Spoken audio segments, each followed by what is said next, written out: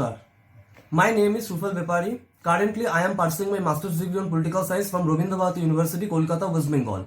I am extremely grateful to all concerned for giving me the opportunity to present my paper at this virtual international conference. The title of my paper is South Asian Politics During COVID-19 and Observation with Special Reference to India. The COVID-19 pandemic has become the focal theme of current world politics. As a result of the pandemic, people's lives, livelihoods, as well as the national and international economy and politics have faced various challenges. South Asia, the world's most populous geographical region, has also been hit hard by the COVID-19. India has strategically initiated medical diplomacy or COVID diplomacy to deepen multilateral relations as well as nourish its demand for regional and global leadership. India sent a large number of essential medicines like hydroxychloroquine, HQC, paracetamol and medical equipments such as PPE kits, surgical masks, gloves and hand sanitizers and digital thermometers to its immediate neighbors. As a leading country in South Asia, India has extended a helping hand not only to its neighbors but to the different countries around the world. In this difficult time, India has adopted the Vasudhaiva Kutumbakam or the world is one family approach. India has a large pharmaceutical industry, which is why India is called the world pharmacy. In this regard, India holds a favorable position for vaccine diplomacy. The WHO has already warned the world about the possible negative effects of vaccine nationalism.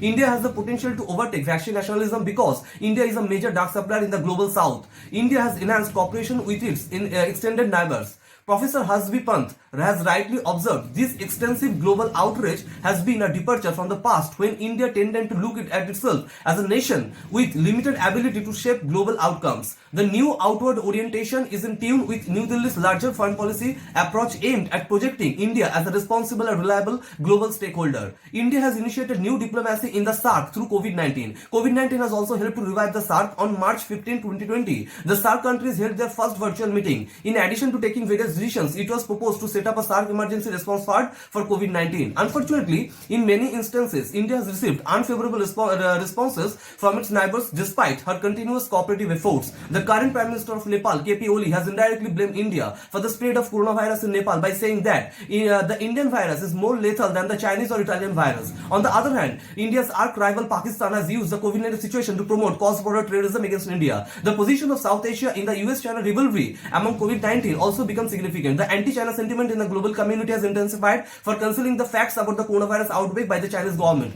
Countries around the world, especially the Western democratic nations, have taken an anti-China stance.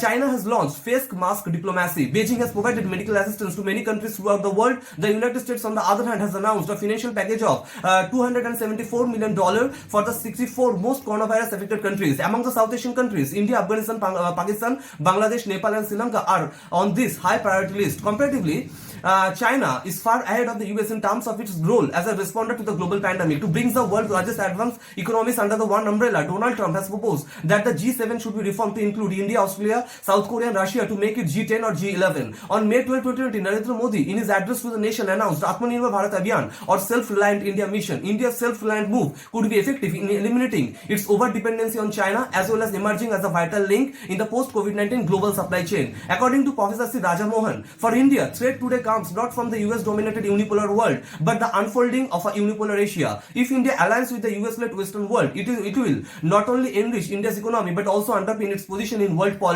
Proponent of non-alignment fear that India would become a pawn between the two great powers, but this proved to be wrong. Rather, India will play a significant role in shaping the new world order. Thank you.